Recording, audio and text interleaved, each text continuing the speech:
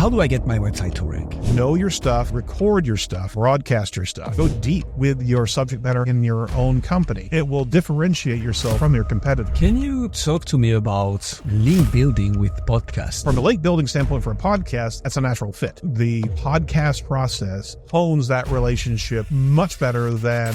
What kept you going for the impressive amount of 600 plus episodes and 12 years? Unless you're actively learning and actually actively paying attention to you are out of the lane. Our industry is continually changing week by week. It's a constant learning process. Do we still need links? Absolutely. AI detection is getting better and better. SEO is going to make its way into the AI generated content. If you focus on educating Google, everything you're talking about in these different mediums, it's always going to be paying you back in dividends. You have to find your way to educating that, not just relying on the blue link rank. So how do you do that? Solves a lot of problems early on if you know what your customer needs at different stages. How can podcast be an omni-channel medium? The omni-channel is not the one push, it's the push that actually helps piece together the mosaic of what you're actually talking. Google is not counting the keywords on your page. Google wants you to be able to... Erin, what does first degree black belt in Taekwondo and podcast have in common? That's awesome. Actually, a lot, because podcasting, you must have a level of dedication and commitment to keeping it going, even though there's no return on investment, right? Mm-hmm. And Taekwondo takes minimum of a year to actually do, but for different black belts, you have longer. And you have to go through all of the different belts, and you're learning all the steps in the process. You're learning and honing yourself.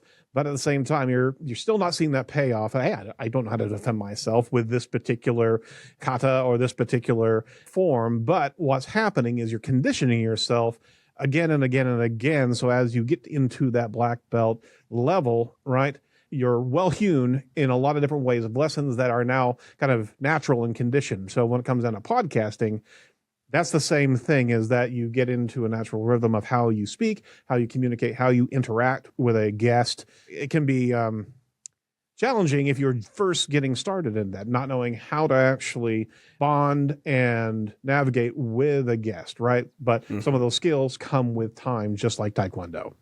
How about that? That was awesome. And I would add to this, although I'm absolutely not first degree black belt in Taekwondo, I would probably add to this adaptability. And once you know your moves by heart, you can choose to select one or the other, depending on the situation. Exactly. Yep. When a podcast host just asks you a completely random question about Taekwondo and podcast at the beginning of an interview. Absolutely. You got to be able to dodge like the Matrix. You got to be able to ebb and flow, right? Dodge bullets. But the best moment is when you don't even have to. Exactly. Erin, tell me your podcast story. What are you doing in the podcasting sphere? Back in the old days, actually, I started a company in 2004. Prior to that, I was actually a marketing professional in a number of different companies that had me on as the tech guru or the web developer. And there was no major focus on search engine optimization. I was basically building websites that matched the print collateral that these companies were doing. And I saw that there was a huge opportunity to be able to grow site content, to be able to find that non-branded user. And none of the marketing firms that I worked with really wanted to dive into that. It was a little bit more accountable than they wanted to be from a marketing firm. So I started my own firm in 2004, and it was really focused on strategic and successful website solutions. So we planted ourselves firmly into search engine optimization, creating conversion rate oriented websites. And then we were able to expand into a lot of different digital marketing services, but came to find out that more and more people needed to understand what SEO was. There is ethereal, it was black magic. It was like sprinkling magic fairy dust on a website to be able to get that to rise to the top, right? So I understood that I really needed to not only try to solicit business by getting our name out there, what the services are, but also help educate our own clients of what we're doing. So it was a matter of a number of different audiences that I was wanting to connect with the podcast. So first and foremost, we actually started to record in radio stations around Indianapolis using their recording equipment, their studios. And immediately after recording, we grabbed a hold of that MP3. And even the radio producers at the time did not know why we were asking for that MP3 file. That's how where we were. We were pretty early adopters when it comes down to podcasting. So we started to pick that up we started the podcast in 2012. And again, it was building basics. It was a regime of doing it every Saturday morning at 7 a.m. at the radio station, because that's where we were purchasing a block of time. More and more, as we went through this and as we grew in the podcast, we realized that we were also needing to do video as well, because video was another channel to be able to communicate and connect with audiences. And the aesthetic of those studios was a bit less than desirable, because they had shag carpeting on the wall. It looked dated. The radio stations were, from the 80s and the 90s, and they did not contemporize their atmosphere at all. So we started to plan on building our own studio, all the while doing weekly podcasts and doing more and more content curation from those shows. So we were learning along the way, social media, different blog posts from each and every show that we were doing. So fast forward into 2017, 2018, we actually built our studio, moved to downtown Indianapolis with the sheer plan of not only expanding our team and our physical footprint in the Indianapolis area, but also building out our podcast studio. So we took it on. It was a labor of love to be able to build this out. But what we've built is literally a studio where anybody can come in and record. It's a kind of a neutrally branded space. So we have a lot of colors on the backgrounds of all these different sound absorbent panels, and created an experience where people can actually hire us to be able to produce. But on top of it, with our own show, we were able to actually create even better and better aesthetics. And we really kind of turned into the ESPN of SEO podcasts, because we have that atmosphere in the studio. 5 years into the podcast, we pivoted from just talking about our own expertise on things into interviewing influencers. We were amazed. What happened is that it took us 5 years to get 100,000 downloads on our show. As soon as we pivoted to a guest and a continual influencer around the world, we were hunting these individuals down to get on our podcast. We were able to get 100,000 next year. So it was a hockey stick transformation of the podcast. And then we just kept on moving into this space where we grew to the degree that we are known as one of the top SEO podcasts on the planet. We're talking to heads of state from Google as well as other top search engines. And we are talking to influencers such as Barry Schwartz, Lily Ray, Marie Haynes, all of the top contributors into our space. And the benefit here is not only getting the word out of who we are and be able to produce a podcast that could be sponsored, but the learning that goes through not only the show, but also with our team is immeasurably valuable, is that we are constantly having to teach. And that means that we have to learn twice, learn and then be able to speak with a level of proficiency on the subject matter. So fast forward, we're in our 13th season. We've been doing this for 12 years, and we have 680 plus episodes under the belt, so, pun intended. And with that, we're not stopping. We are doing 2 podcasts a week for our own show, and we're also producing other podcasts, such as Wix's Surfs Up podcast. We have a number of other local podcasts that we do on occasion as well. So we've differentiated ourselves in a marketing agency, being able to actually extend that media practice out and be able to be a service to other influencers around the world, actually. Wow, so much to unpack here. So for the people not... I told you, the coffee was really my body, so... So for those who, well, obviously you didn't have that section, but before we hit record, Erin was telling me about his coffee peak, which we are reaching right now, which is why we are getting so many amazing answers. So much to unpack here, Erin. So first thing, how much, so for the people listening to us only right now without the video, I definitely invite you to finish listening to the episode first, because otherwise retention rate drops, and then go on YouTube and check out the setup, because Erin definitely has a proper setup. How much does it cost to build a podcast studio like this? Like having the whole setup, you can invite some guests. It's radio format almost. How much did you invest into this? Well, tell you, it's not inexpensive because it's not about best mics and the best board, right? And we do have quality mics, RE20s. All things being equal, it cost us between $25,000 and $50,000 to be able to build the studio out with the recording equipment. We've got remote control cameras. We've got 4 in the studio itself that can be managed independently and independent scenes. We can do cuts in virtual environments from our production on the video standpoint. That's a bit of a pricey penny right there for that license of software. But the largest amount was really building out everything. We're encased in sound absorption foam, sound absorption tiles. We have a stage here. Everything is muted beyond belief. We have a custom desk. So a lot of that, the intent was to build something that was so aesthetically pleasing that anybody could come in here, make it their own. We brand it with custom backdrops, custom green screen. There are custom colors. So it's not a regular podcast studio. This was built to be a revenue generation product for our company. So got to invest that to be able to strike gold in that space. And we've been able to be really well known in the marketplace here in Indianapolis as a recording studio. That's what we set out to do, and that's where we are now. Pretty cool. What made you keep going for 12 years? And to give a bit of depth to this question, 90% of podcasts don't make it past episode 3. Right. Of those who do, 90% of them don't get past episode 20.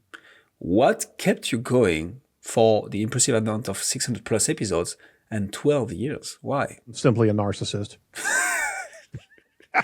You know what? I'm going to be okay with that. And I love that answer. On to the next one. I'll give you the real answer is our industry is continually changing week by week. Right. And unless from an SEO professional and a paid management team, unless you're actively learning and actively paying attention to the industry and the platforms that are changing and evolving, you are out of the lane. You cannot follow, and you can go get yourself into a cul-de-sac of antiquated practices. And we've seen that in SEOs on a regular basis. Even SEOs right now, if they're optimizing for key words, not key concepts, they're still operating from a perspective of 5 years ago, 10 years ago. Google is not counting the keywords on your page. They're counting the concepts and the subject matter expertise that you have. And that only comes with depth of content and depth of knowledge, right?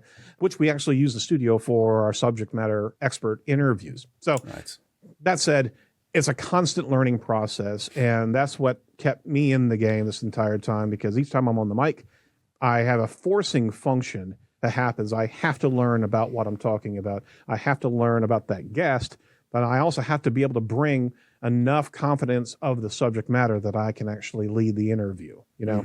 There are 3 things I love in life, Erin: podcast, SEO, and chocolate. We're not going to talk about the third one today, although we could. But we could, absolutely. I'm very happy that I can talk in depth about SEO here. So talk to me a bit about it. What has been the evolution of it? And I want you to take me back from the keyword stuffing up until now. Sure.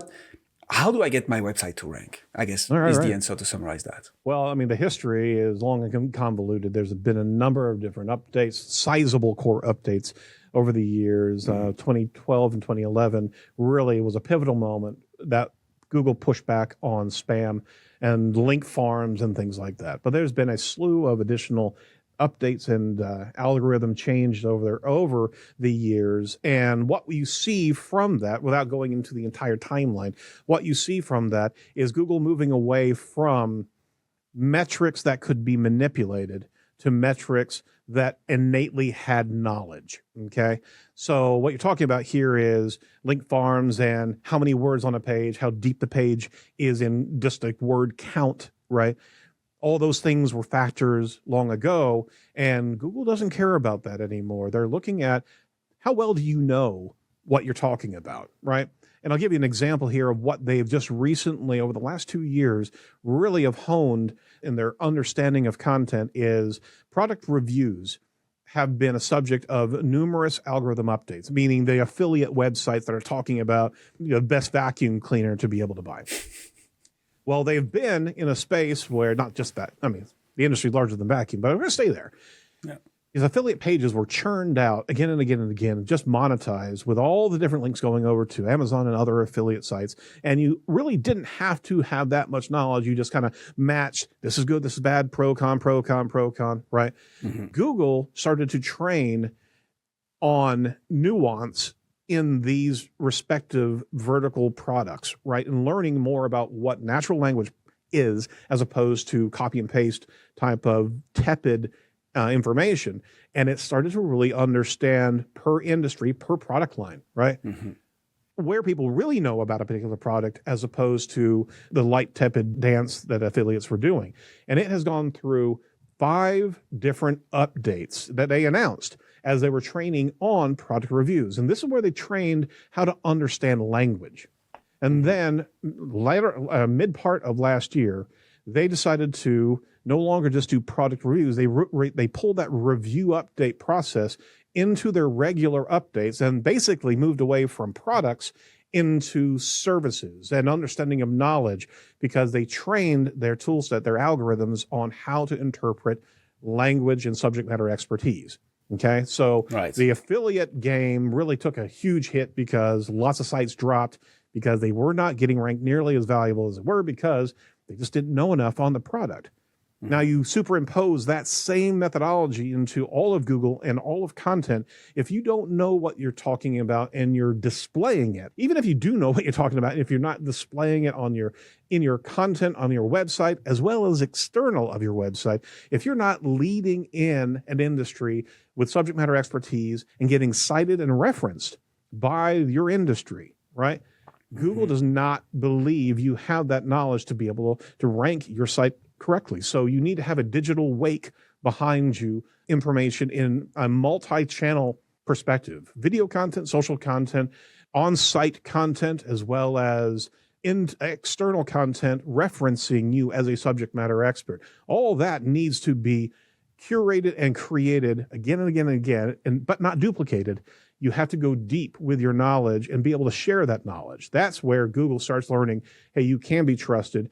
Your team of specialists in your company are being more and more visible and sharing information, teaching Google as well as the user, which really should be the other way around. Always teach the user first. But Google's paying attention to those wakes that entities have. Companies are entities, individuals are entities, and the entire pursuit is understanding kind of the knowledge graph, the entity relationships of things. And if you don't have that broadcasted, pun intended again, then you don't have a way to connect with Google on all the fronts that it's paying attention to. So that's the evolution of where Google has been. So you fast forward into how do you get your site ranked? Mm-hmm. Know your stuff, record your stuff, broadcast your stuff, not only from a broadcast mindset of a podcast, but broadcast your insights into search, into YouTube, your insights on social media, your insights on your website. Go deep with your subject matter experts in your own company and bubble that to the surface because that's knowledge that nobody else has. Mm-hmm. And it will differentiate yourself from your competitors. You do that with that type of focus on best information for a user to be able to help them understand the differences between your company and another company. And on top of that, help them make decisions. Ultimately, you're always going to win the game because Google wants you to be able to help its user. Wow. I love this masterpiece. So if I were to summarize in a couple of sentences, although that's almost mission impossible, but what I like to say to people asking me about SEO is Google wants to serve the best results possible to their users. What can you do to make sure that when somebody looks up for something on Google, they get the best answer by finding content from you? Mm-hmm. But then there is another layer to that. And you mentioned it, authority. How do you come around building links in 2024, Erin? And let's try and make this timeless because there will be people listening to this in 100 years. How should you approach the Google logic, because I mean, I'm saying Google because that's the most used search engine. Of course, they can be Bing in China and so on and so forth. Sure. Let's see this as search engine. How should I be building my links exactly? Well, let's level set first, is that creating links has always been a marketing approach because we understood that external authority affects a website. Of who you know and who's referencing you is a good mark, kind of a vote of confidence for the internet, right? Now, Google's also saying, and it has said just recently, literally within last month to 2 months, that Google is not paying attention to links as much as it was. They're not using it as a key pillar of SEO nearly as much comparatively as they did 10 years ago. Do we still need links? Absolutely. But we need the right links, not a glut, not a mass, and it's not about the authority of the domain. And put it this way, if you got CNN or Fox out there with a domain authority of 100, right?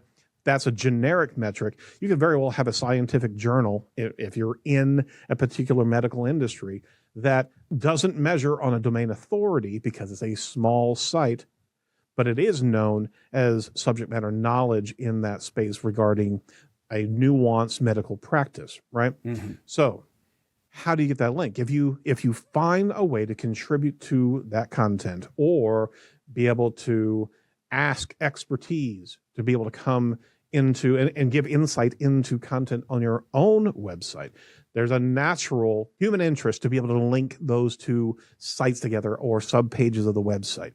You've got to know the expertise in any particular industry, and you have to be able to shadow, shepherd, and be able to entreat those experts to be able to come and have a dialogue with you, right? Mm-hmm. And it doesn't have to be a podcast. It can be any way, shape, or form that you can connect with these experts. You have to understand and map out the nuance of your industry and understand that Google doesn't look at domain authority, what domain has the most links. It's really what's the specialty, what, according to its own knowledge graph of that service or of that product, is the most influential in that space. And then it's not just who ranks well, right? It's also that level of expertise that they display out there. Just like we were talking about before, hunting that and creating a map for yourself and then putting together a solicitation goal of, hey, I really want to talk to these individuals. We should have these people together. Can we record this? Can we share your content? Can we actually even write a blog for you from that interview? All of that curation around that instance can very well endear you to that subject matter expert, right? Mm-hmm. But you're also organically going to be able to have relationship links built from that. And that's what Google's looking for. It's not high domain authority. It's the right authority in your industry. Can you talk to me about link building with podcasts then? Is that something that could be relevant? And how do you do that? Absolutely. Well, and don't forget that social references are also a player in authority. All right. I want to say that it's not domain authority. It's not a link. It's not a metric as other factors are, but there's a bank shot. If you're playing pool, having a bank shot off of social and getting it referred to somebody and having that type of traffic is also valuable because Google understands where that traffic's coming from. But anyway, from a link building standpoint for a podcast, it's a natural fit. Because if I ask you to come on as a guest, right, we're building trust with you, is that I make you feel safe. And your interview is kind of that foxhole mentality, as I'm asking you some good questions that we've maybe set up previously. There's a trust that's going on there. And then from that foundation, the ask can actually be kind of reinforced. But there should be kind of an expectation set up, is that if you come on board, we'd love to be able to provide you some social media, some canned pieces that you can share about the show. We could even write a blog for you or do some transcriptions that we can give to you from the show that you can share. Here's some audiograms that come from your insights that you can also reshare in that space. So there's a number of different curation methodologies that you can come away from that's uniquely vested inside of a podcast and a video cast scenario that can make its way into a lot of assets that can be valuable to that guest. And that guest, by the trust that you've created, as well as the assets that are easy to use, can very well run with that and be able to show links and value back to that podcast, right? So we've done it in the past as write content for our guests coming up with approval. We just don't shove something at them, right? There's an entire relationship that's being built. But during that, you have some really good, insightful content that can make 2 or 3 or 4 types of content that can be shared with that guest or the guest's company to be able to give them some additional meat. And that's what they're looking for as well, right? If you can serve it up to them and it looks good and if it's not AI driven, right? That it's natural writing, right? Then you have an opportunity to really be able to sow that relationship. So good links come with hard work. Right. And the podcast process and the interview process especially hones that relationship much better than any type of large scale solicitation of links where you've got a boilerplate link going out and out and out. It's almost account-based marketing, for lack of a better description. You're wanting that link from that particular service or that service company or that organization. We're going to bring you in, put you on a pedestal, make you look good. And from that, we'll be able to have that type of authority sewn in. Why not AI generated? Why did you Why did I drop that in there? Yeah. I'm interested into getting your view on that. Well, AI detection is getting better and better. And the human element has to be present in governing AI generated content. Okay.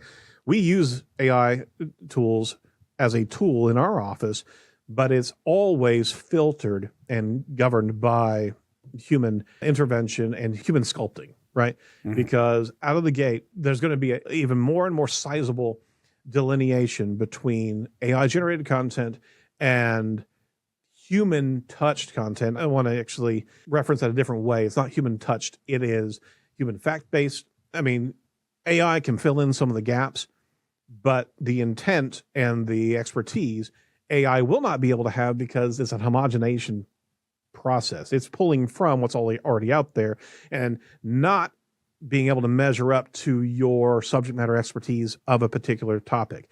It will pull in what it sees and curate it and homogenize it into rough clay. You still have to mold that clay into the figurine that you're trying to create. And the human has to be there. There's a lot of tools, a lot of great tools. In fact, we just broadcasted today about a tool out there. We do AI tools all the time. One of them is a text-to-voice talent emulator that's commercial ready and safe. And it's going to put so many individuals in the voice talent industry out of work because it is that good, right?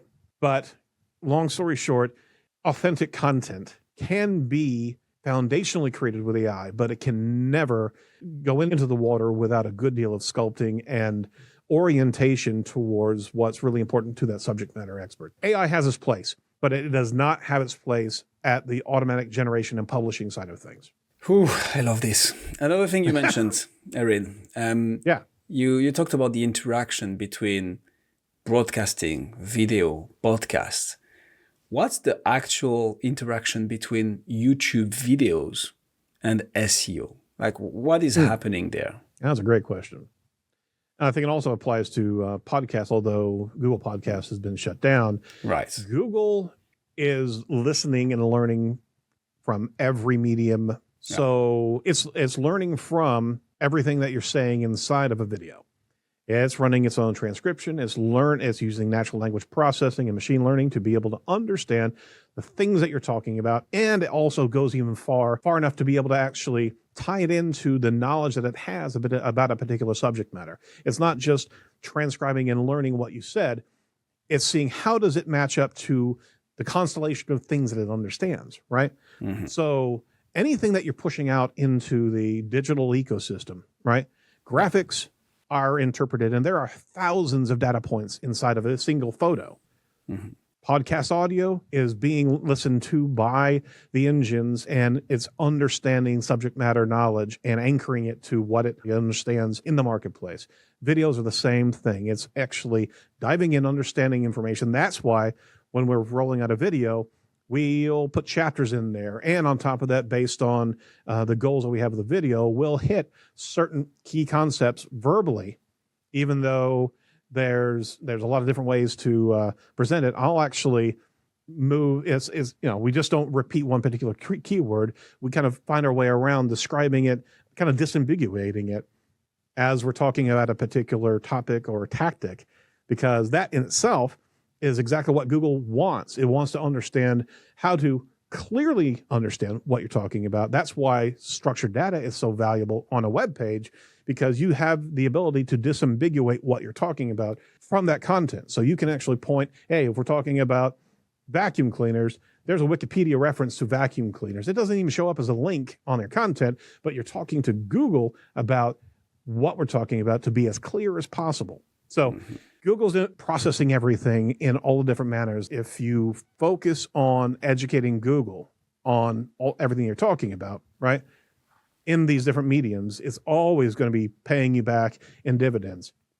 You'll get video snippets in your search console, in their search visibility, on either from YouTube or directly from your own web page, right?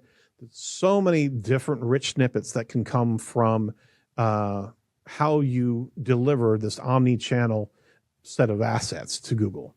Is YouTube particularly more relevant because it is owned by Google, or would that particular medium weigh as much in the algorithm, let's say, as a Spotify or an Apple Podcast or an iTunes or a Vimeo? That's a great question. In fact, there's been a few studies done watching video snippets specifically whenever someone changes from a YouTube embed policy to a Vimeo embed policy. Interesting. All of their video snippets disappear. So Google has a strong preference to its YouTube platform for that type of video embed. And I mean, you got to play in their sandbox. And more we've seen these reports out there that you have to have that embedded tool from the the YouTube channel to earn those spots. I think it is a necessity at this point in time. There's no doubt about it when it comes down to visibility on search. Or how to create a monopoly. But that is another topic. Well, the thing about it, it's not only the monopoly. Obviously, you want to be able to add, insert, and the like, right? But you're also learning. If you're using and publishing via Alphabet, via YouTube, which is an Alphabet property, and that YouTube video can directly connect to Google's understanding of a particular thing, right? It's learning at such an incredible rate of all these videos that are produced. And on top of it, think about this. It's not learning cleanly either, because there's so much garbage in the video content that the human species is putting into it. We're not really thinking about how to train our search engine well. We're still having to muddy through a lot of noise, less than factual content as well. So this means even more to making sure that your subject matter expertise is broadcast well and with regularity, because it also will understand that's noise over here. You're not noise. I'm going to pay attention to you a little bit more here, because you're actually giving some depth of knowledge in what you're talking about. Right. What's the thing that nobody asks you about SEO? Or let's say don't ask you enough, but they should, because that's such an, overlooked dimension of SEO, or people don't think about it. What's that one thing that you wish people would ask you more about SEO? I think it would be, how do I have reasonable expectations? What should I really expect from SEO, as opposed to what do I want to expect from SEO? Interesting. Companies, by and large, we do small business, medium business, large enterprise business work. Maturity of the organization is certainly explicit need whenever you're navigating those waters. But SEO is not just ranking. Okay.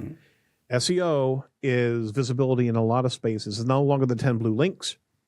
SEO is going to make its way into the AI generated content that Google I/O just announced is going to be everywhere. As of this week, it's going to be across the world. The SGE is out of the box now. So it's going to be playing a role in that search engine result page. And you have to find your way to educating that, not just relying on the blue link rank, right? So setting reasonable expectations, but also setting expectations of where the value really is, as opposed to the trophy word that the business is always wanting to go after. I think just having that kind of conversation is always sparse. And we actually try to have that hey, while we're still friends conversation, as you on board with us, but also having that feedback of performance, but also giving them understanding that it's not just the ranking keyword, it's matching the consumer intent where they are, and you've got to be able to meet them in a lot of different ways. So I wish that companies would ask more about understanding their customer, right, than they do. Be able to be having that mature buyer's journey mindset solves a lot of problems early on if you know what your customer needs at different stages. Because a trophy ranking term may not be oriented towards your customer decision-making process or consideration process or awareness process. So it's kind of a non sequitur. It's like, okay, it's out there, but it's very noisy and very expensive and very difficult to get in that space. And it's not what's valuable, right? So having that type of reasonable perspective with clients is, I think, what we try to strive for here. And so how do you do that? How do you go from, hey, I'm ranking top 3 on 3 keywords that are somehow linked to my industry, but that are actually not converting, to fitting in that maturity of the customer's journey? How do you do that? Well, if we have the ability and the latitude, we go into a user persona exercise first before anything else. We never even talk about keywords. We start with where your user is, who is that user, what are the decision-making criteria, what are their pain points, and we get them invested in understanding them. And we also interview, just like this, learning from them about certain subjects, as well as their specialists. We did this with one of our clients that's in business intelligence and data analytics, and we are interviewing each of their specialists across the board. We've interviewed 5 to 6 different specialists, and we're deep diving with them to understand what are those pain points that buyer, that CTO or that CFO is experiencing that we should really match to, right? Because it's not about business intelligence. It's about cost-saving measures when it comes down to utilizing business intelligence in a manner that helps orchestrate better operational techniques, right? That's going to be a much better fit. That's not a keyword that they're going to be looking for, but Google's going to pay attention to that type of content because it understands the things you're talking about. And on top of that, you're educating Google in a place where there's no other competitors that are actually breaking out that level of nuance to be able to meet the consumer. So you could very well be used in a lot of PAAs, a lot of rich snippets that are not just keyword oriented. You'll be found in a number of different places than just the blue link itself. That makes sense? That makes Start with a user in mind and understanding that completely. That's how we solidify that, not only a level of expectation, but also we solidify how do we measure success, right? So we measure success with content that spreads across all the buyer's journey as well as all the segments that we're talking about. And as we build the content, you can see the entire structure being built. Now we can see the flow of traffic from awareness, consideration, decision-making content, laterally moving across the board of all of these different pages and structure that we put together. But we have to have that buy-in first before we can ever show them this is what success really looks like. Is that we've gotten so many at this awareness level, so many at this consideration level, so many at this decision-making level, and all on top of that, we've been able to flow them through. So it's pretty important to be able to have that level of commitment from the enterprise or the business that we're working with. So I love that you basically detach the SEO component of what's the question nobody asks you or people don't ask you enough about SEO. It's like SEO serves a purpose. And that purpose is getting in front of the right people at the right moment about the right stuff, and then getting them to flow into your sales cycle if you're selling something, or just information and educational content if that's the thing you're doing. I love this.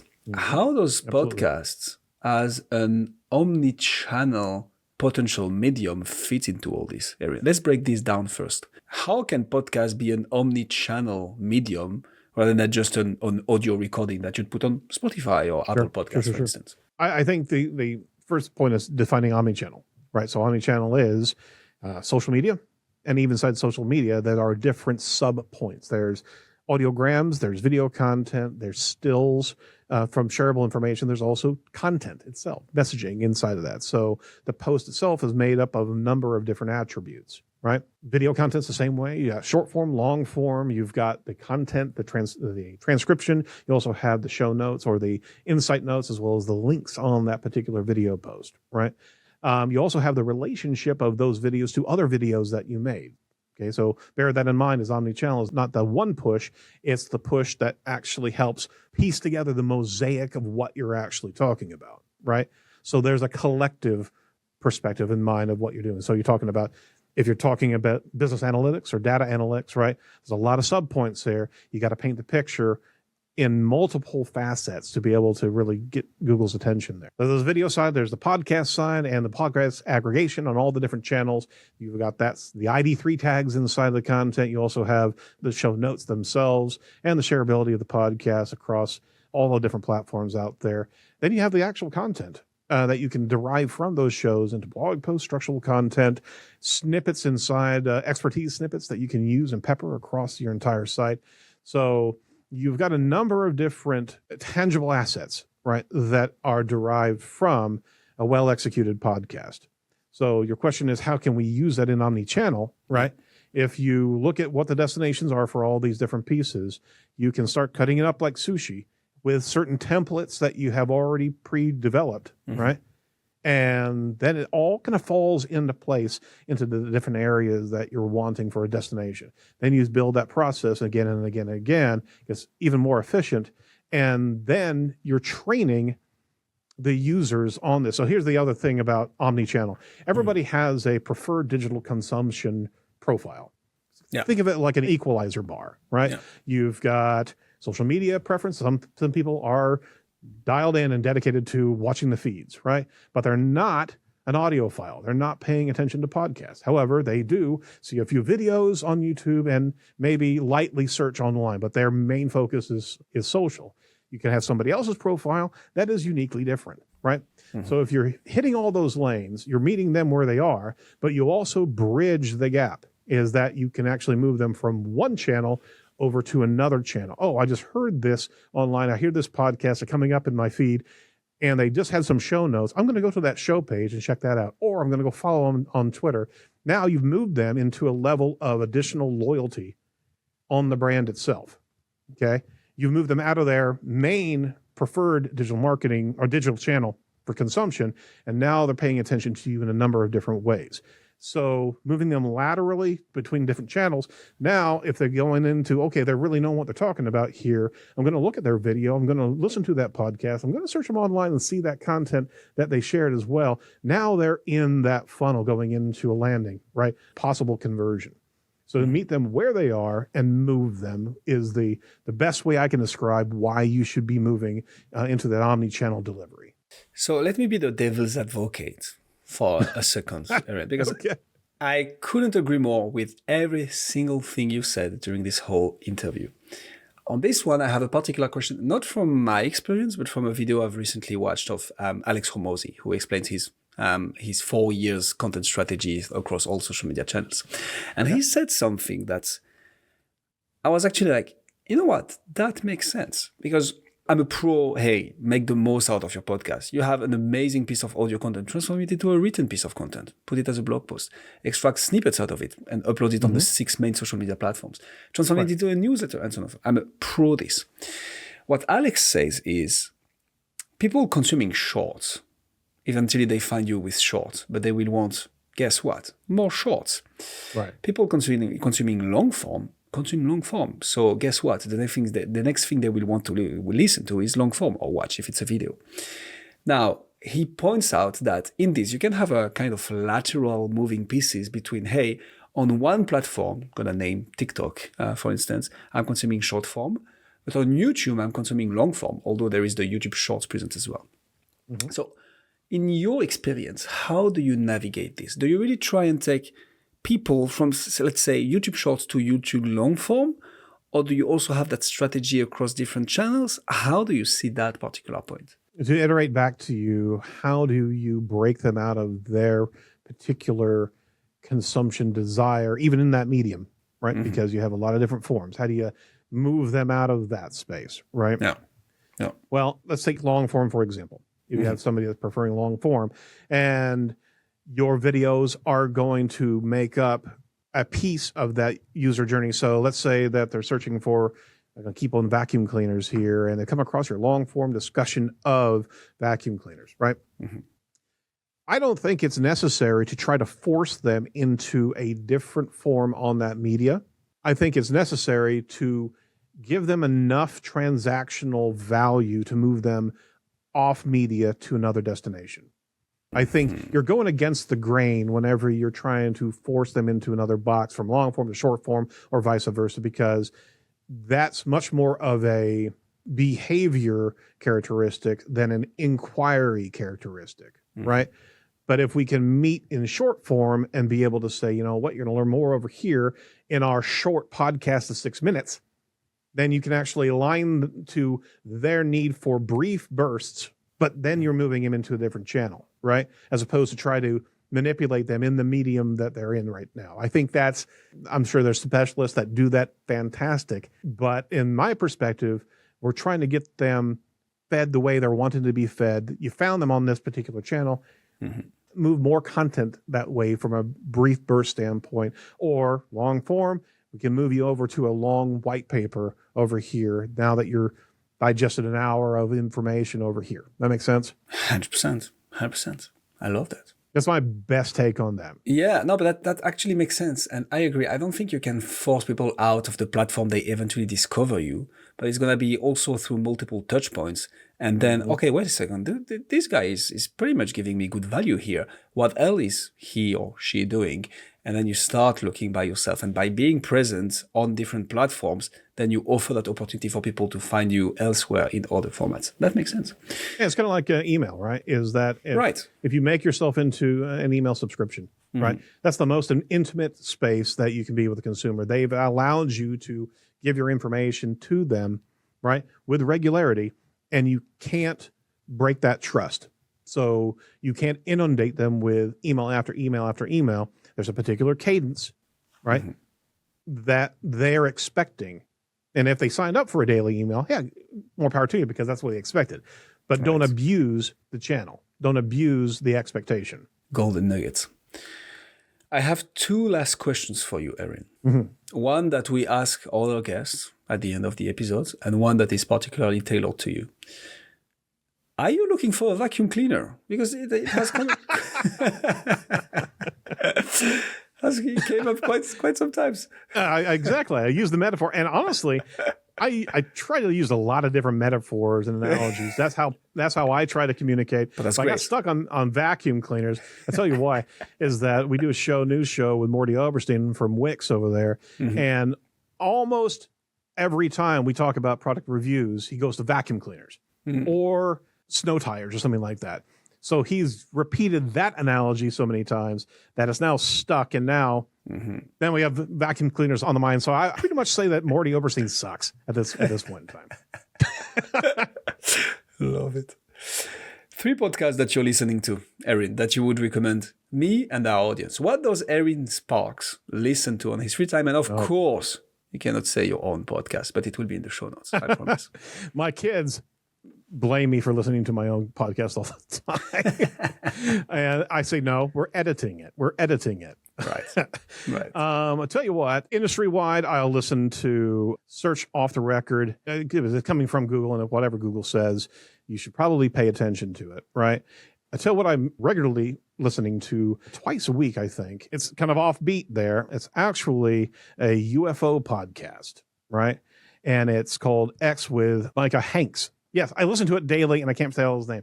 So it's an X podcast with Micah Hanks, and he has been a long-term, dedicated 10-year podcast. He never misses a week, right? He's got some great insight. He does a lot of news, but he also dives into the UFO topic, and that's been a huge topic since 2017, whenever videos broke from the USS Nimitz back in 2024. So there's a lot of discussion in the space. There's a lot of theories in the space, and this guy plays right there in the middle. He brings news, but he also doesn't commit to one space. He's delivering a fantastic podcast, and the production is solely his, and it is out of this world, pun intended. Cool. You're good at he also that. has another podcast called Sasquatch Tracks, which is actually pretty good as well. Okay. There's another one, Time Suck by Dan Cummins. Time suck. If you want to see something, he goes all over the map with so many things, conspiracy theories and just knowledge. It's crazy some of the topics that this guy comes up with. He's a comedian. He still tours, but he actually has put together a number of podcasts, again, with really good production.